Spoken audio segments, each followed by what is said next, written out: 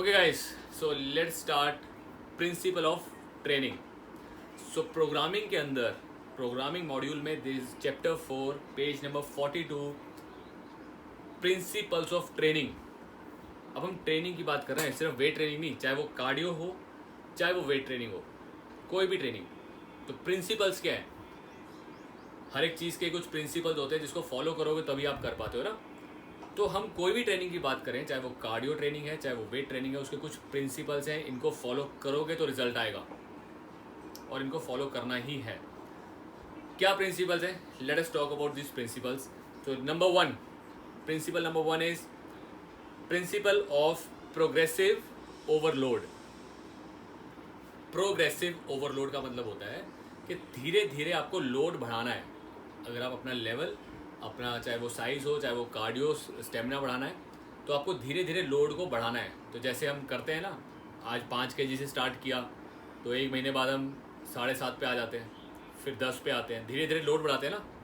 ऐसा नहीं होता कि आज मैंने आज की ट्रेनिंग 5 से की है, अगली ट्रेनिंग में 7.5 से करता हूँ, ऐसे नहीं होता. तो हमें प्रोग्रेसिव धीरे धीरे, और प्रोग्रेसिव मतलब कितना टाइम लगना चाहिए? एटलीस्ट महीने से 1.5 महीने के अंदर आपके बॉडी में वो स्टेमिना आ जाता है, वो स्ट्रेंथ आ जाती है. तो उसके बाद आपको वेट बढ़ाना चाहिए. ठीक है. प्रोग्रेसिव मतलब धीरे धीरे, ओवरलोड मतलब पहले से ज़्यादा लोड लेना. तो जब भी आप ये प्रिंसिपल नंबर 1 फॉलो करोगे तो डेफिनेटली आपको पहले से बेटर रिजल्ट मिलेंगे ही मिलेंगे. चाहे वो वेट लॉस हो चाहे मसल गेन हो, आपको करना ही पड़ेगा. वेट लॉस में आज कार्डियो कर रहा है कोई 10 मिनट का, तो अगर वो 10 मिनट का कार्डियो करता रहेगा तो जितना उसका वेट लॉस हुआ ना वो वहीं पे स्टक हो जाएगा. आपको फिर कार्डियो लेवल बढ़ाना पड़ेगा कि भैया 10 मिनट से अब तू 20 पे जा, तब और वेट लॉस होगा. फिर जब 20 पे जितना आ गया, स्टक हो गया, अब 30 मिनट्स पे जाओ और होगा. अब एक लेवल के बाद आप कहते हो यार अब मैं ना टाइम नहीं बढ़ा सकता, 30 मिनट बहुत होते हैं. लेकिन आप क्या कर सकते हो? सर इंटेंसिटी बढ़ाओ, स्पीड से करो और वेट लॉस होगा. तो जहाँ पे आप स्टक कर गए वहाँ पे वो रिजल्ट स्टक कर जाएगा. तो इसीलिए चाहे वो वेट ट्रेनिंग है चाहे वो कार्डियो ट्रेनिंग है, आपको लेवल बढ़ाते रहना है एक्सरसाइज का और आपका रिजल्ट आपको मिलता रहेगा. Number 2, principle of recovery. So guys, this principle says कि आपको रिकवरी चाहिए, रेस्ट, रिकवरी, न्यूट्रिशन चाहिए, तभी उस रिकवरी के मिलने के बाद ही आपके लेवल बढ़ने शुरू होते हैं, नहीं तो नहीं होंगे.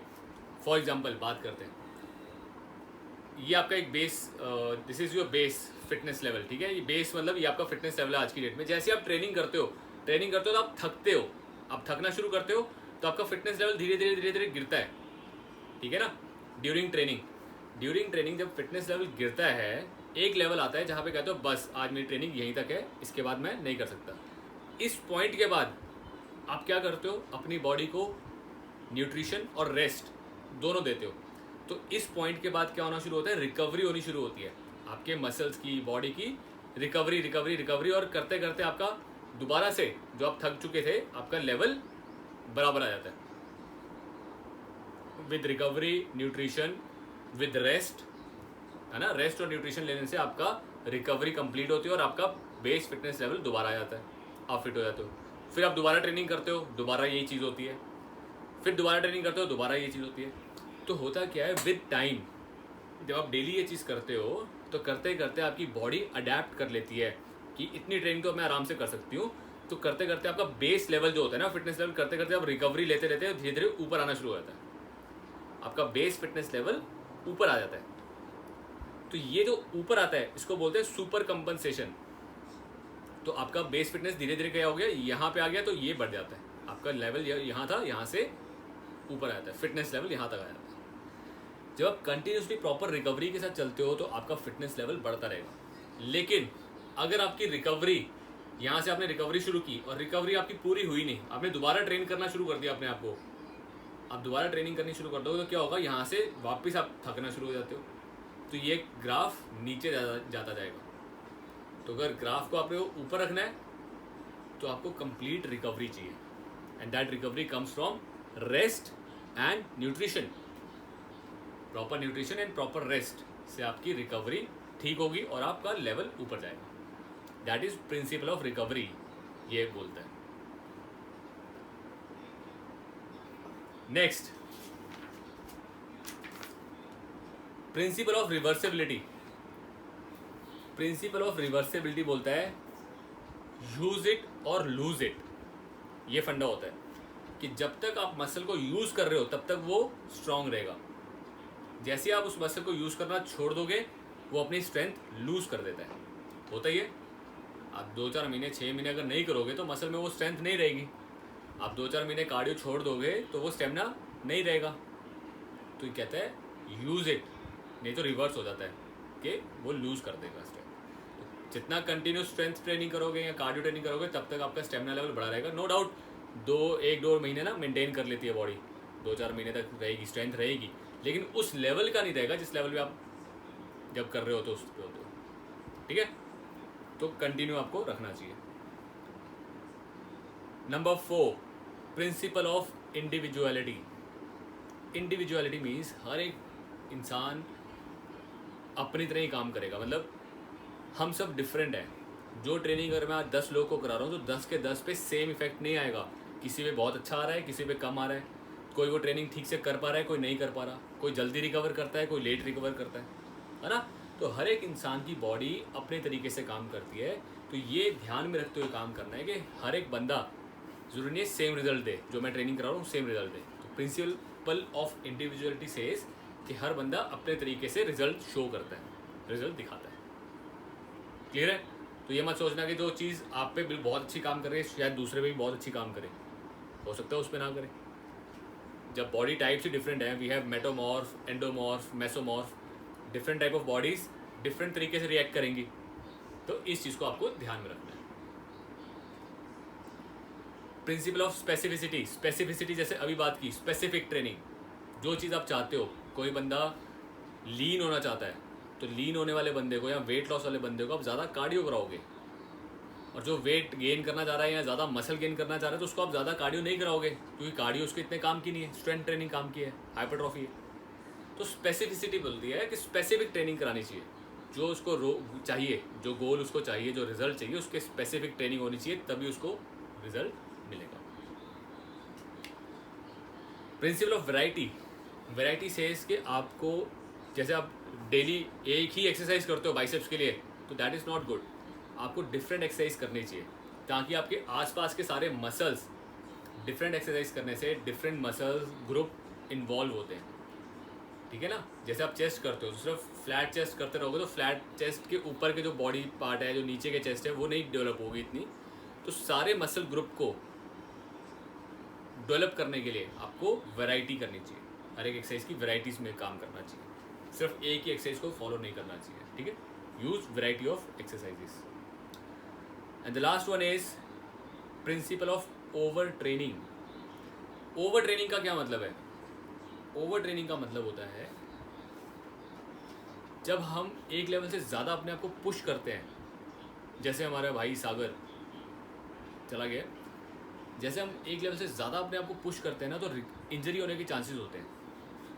जैसे आज मैंने अपने आप को ट्रेन किया बहुत अच्छी तरीके से, लेकिन मेरा मन कर रहा नहीं और करूँ और करूँ, बॉडी थक चुकी है, बॉडी में स्टेमिना नहीं है, जान नहीं है, बट मन डिटर्मिनेशन की वजह से ज़्यादा कह रहा हूँ और करूँ और वेट उठाऊँ, तो इंजरी होने के चांसेस होते हैं। ठीक है, इसको बोलते हैं ओवर ट्रेनिंग। एक लेवल के बाद जब आपको पता लग जाए कि नहीं अब मेरे से नहीं उठ रहा, लेकिन मैं ज़बरदस्ती जोर लगाना चाह रहा हूँ, तब इंजरी होने के चांस हो जाता है। उसको बोलते हैं प्रिंसिपल ऑफ ओवर ट्रेनिंग। मतलब कि ओवर ट्रेनिंग करने से इंजरी होगी, और इंजरी होने से आपका एक तो ये नुकसान है कि आप ट्रेन नहीं कर पाओगे अपने आप को, और दूसरा ओवर ट्रेनिंग की वजह से हमारी बॉडी डिक्लाइन मोड में जाना शुरू कर देती है। हो सकता है आपको इंजरी ना हो। जैसे कार्डियो करने वाले लोग ज़्यादातर क्या करते हैं, बहुत ज़्यादा अपने आप को ट्रेन करते रहते हैं, बॉडी रिकवर नहीं हुई, अब रिकवरी नहीं हुई और दोबारा ट्रेनिंग कर रहे हैं, ज़्यादा ट्रेनिंग कर रहे हैं, तो बॉडी डिक्लाइन करना शुरू कर देंगे। ठीक है, दोनों चीज़ें होने के चांसेस होते हैं, इधर डिक्लाइन में जा रही है या फिर इंजरी हो रही है। तो उन चीज़ों से बचने के लिए अपने आप को ओवर ट्रेन नहीं करना, ज़्यादा ट्रेन नहीं करना, ओवर नहीं करना। ठीक है, take proper rest, recovery and nutrition body, जिससे कि ढंग से काम कर सके। ये सारे प्रिंसिपल्स आपको हमेशा ध्यान में रखने हैं, फॉलो करने हैं। ये प्रिंसिपल्स यहाँ पे तो एक चैप्टर है जब डिप्लोमा किया था मैंने स्पोर्ट्स कोचिंग का, बैडमिंटन कोच बनने के लिए, इन प्रिंसिपल्स के ऊपर एक एक चैप्टर था प्रॉपर। एक प्रिंसिपल के ऊपर पूरा एक चैप्टर डिटेल्ड क्यों समझाया जा रहा था उसको इतना ज़्यादा, क्योंकि जब हम एज अ एथलीट उन लोगों के साथ काम करेंगे जिन्होंने नेशनल लेवल पे परफॉर्म करना है, इंटरनेशनल लेवल पे जाना है, तो हमें बहुत केयरफुल होना पड़ता है कि कहीं इंजरी ना हो जाए, उसकी परफॉर्मेंस बेस्ट रहे, बेस्ट से बेस्ट ले सकें। तो हर एक बंदे पे इंडिविजुअली ध्यान देना पड़ता है। तो ये प्रिंसिपल्स सबसे ज़्यादा काम हमें पढ़ाए जाते हैं, काम आते हैं। तो यही प्रिंसिपल्स आपको अपने ध्यान में रखने हैं क्लाइंट्स के साथ भी, ठीक है।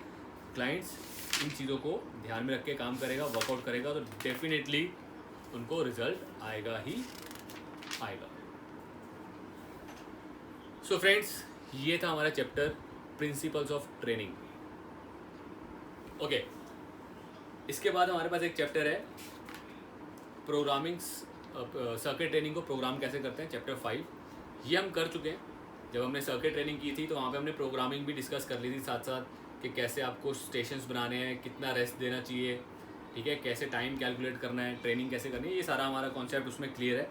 तो इसी प्रिंसिपल ऑफ जो हमारे प्रिंसिपल्स हैं ट्रेनिंग के, उन्हीं को अप्लाई किया गया है सर्किट ट्रेनिंग में भी। सर्किट ट्रेनिंग में भी वो प्रिंसिपल्स के अकॉर्डिंग हमने काम करना है, उन प्रिंसिपल्स को ध्यान में रख के काम करना है जब आप सर्किट ट्रेनिंग बनाते हो। तो ये हमारा कंप्लीट हो चुका है, कर चुके हैं।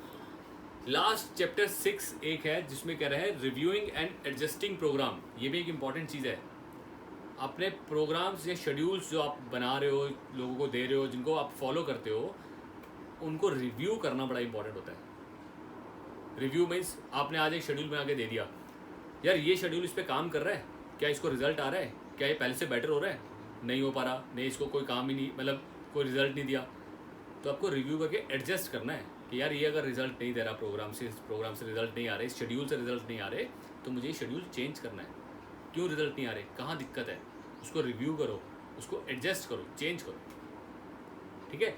एक लेवल के बाद 1 महीने तक प्रोग्राम हो गया, अब आप ये नहीं कहोगे यार इसको फॉलो करता रहे, पहले ये चलता रहेगा, नहीं, 1 महीने के बाद रिव्यू करो, अब आपको रिजल्ट आ रहा है, अब क्या करना है, ओके जी, 1 महीने के बाद अब आपको रेपिटेशन बढ़ाने हैं, अब 2 महीने हो गए, सर अब आपको वेट बढ़ाना है, रेपिटेशन सेम रखो, वेट बढ़ाना है, ठीक है ना। अकॉर्डिंगली एज ए ट्रेनर आपको पता है, या तो आप रेपिटेशन बढ़ाओगे या वेट बढ़ाओगे, या दोनों बढ़ा सकते हो, तो कैसे क्या काम लेना है वो आपको रिव्यू करके एडजस्ट करना है टाइम टू टाइम।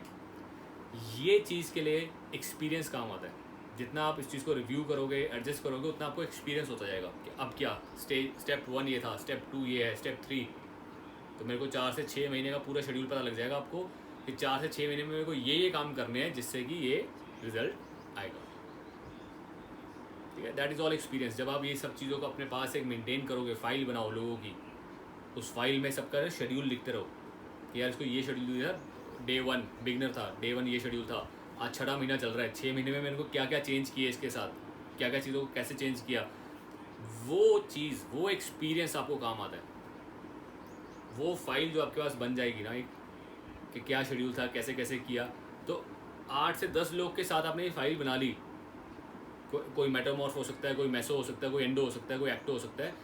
तो जब ये सारी फाइल्स बन गई, आपने सेग्रीगेट कर लिया, अब आपके पास पूरी पोथी है आपकी, एक तरह से एक वो ग्रंथ हो गया आपका कि आप लोगों को ट्रेन करने के लिए ये सारा एक्सपीरियंस, ये सारी ट्रेनिंग्स आप यूज़ कर सकते हो बार बार, अगेन एंड अगेन, है ना।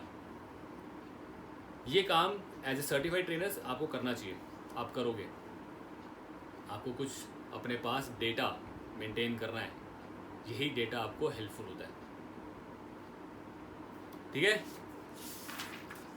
सो गाइज, ये हमारा मॉड्यूल 1 से मॉड्यूल 9, जिसके अंदर fitness trainer and personal trainer certification का जो कोर्स है पूरा यहाँ पे कंप्लीट होता है।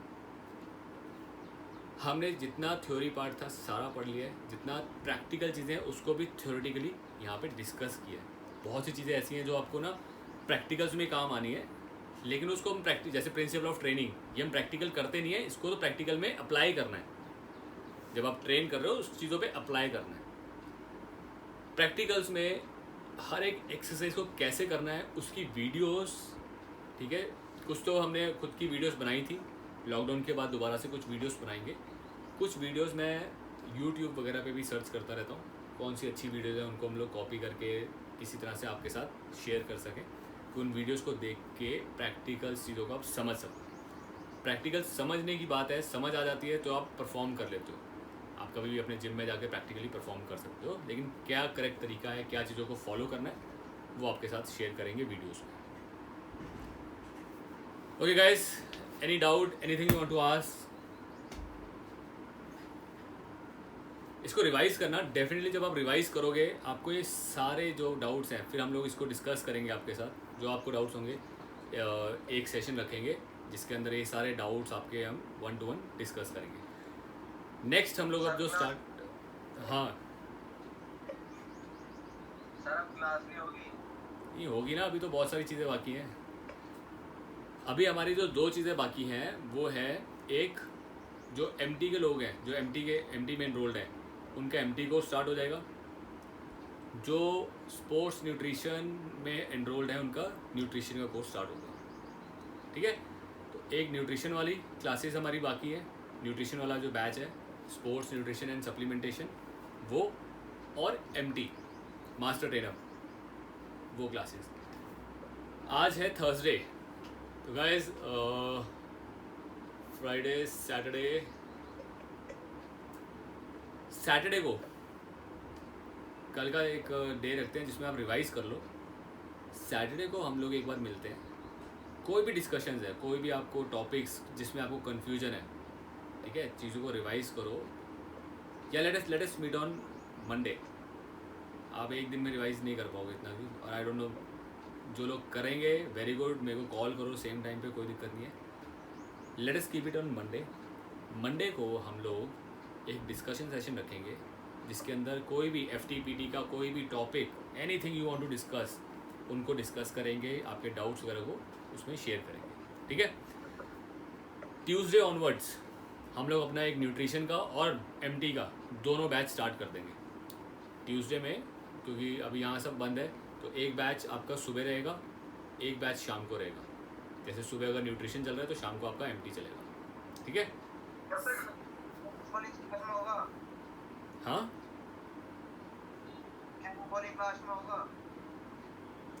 समझ नहीं आया, क्या बोले?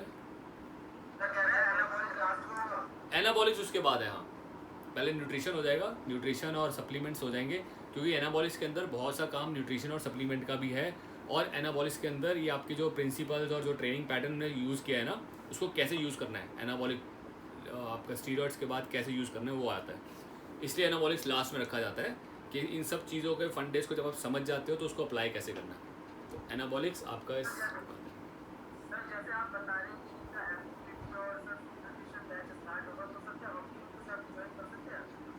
कौन सा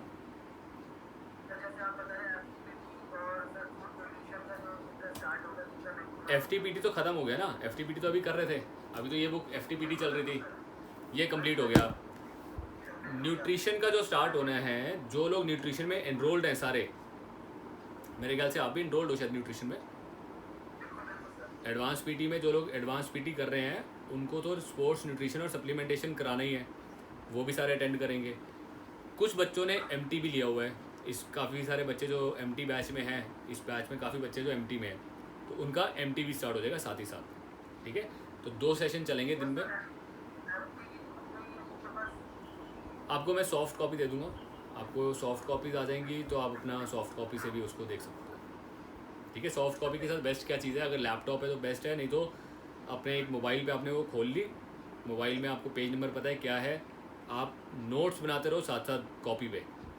तो हम लोग क्या करते थे कि मोबाइल पे वो देख तो रहे हैं, साथ साथ क्या है, साथ में नोट्स बना लेते थे कि पेज नंबर दिस, ये नोट्स है। जब बुक आएगी तो आप बुक के साथ उसको स्टडी करके कर सकते हैं। मैं कोशिश करता हूँ MT की, मैं आज निकाल लूँगा कौन कौन बच्चे MT में हैं, जिनके पास बुक्स नहीं है मेरे को बता देना, उनको बुक्स कोरियर करवा देंगे। ठीक है, जिनके पास हैं वो पता चल जाएगा, तो देख लेते हैं। मैं कोशिश करता हूँ पहले बुक्स कोरियर हो जाए ये 3-4 दिन के अंदर, क्योंकि ट्यूसडे से होना है शुरू, तो आज कल के अंदर बुक्स कोरियर करवाता हूँ आप सबको, उसके बाद फिर उसको आगे स्टार्ट कर लेंगे। एडवांस PT के लिए न्यूट्रिशन की बुक्स है सबके पास, है ना, न्यूट्रिशन है सबके पास। मैं ग्रुप में मैसेज डाल दूंगा तो पता लग जाएगा, जिसके पास नहीं है उनको फिर वो न्यूट्रिशन भी सेंड कर देंगे। ठीक है जी, सो नेक्स्ट आने वाला वीक जो है इस आने वाले वीक में देयर विल बी 2 क्लासेस, एक आपकी एमटी की चलेगी और एक आपकी न्यूट्रिशन की चलेगी ट्यूसडे ऑनवर्ड्स। मंडे को मिलते हैं। मंडे को anything you want to discuss, जो भी हमने अभी तक पढ़ा है, कोई डाउट्स हैं, कन्फ्यूजन है, उसको हम लोग डिस्कस करेंगे। ठीक है।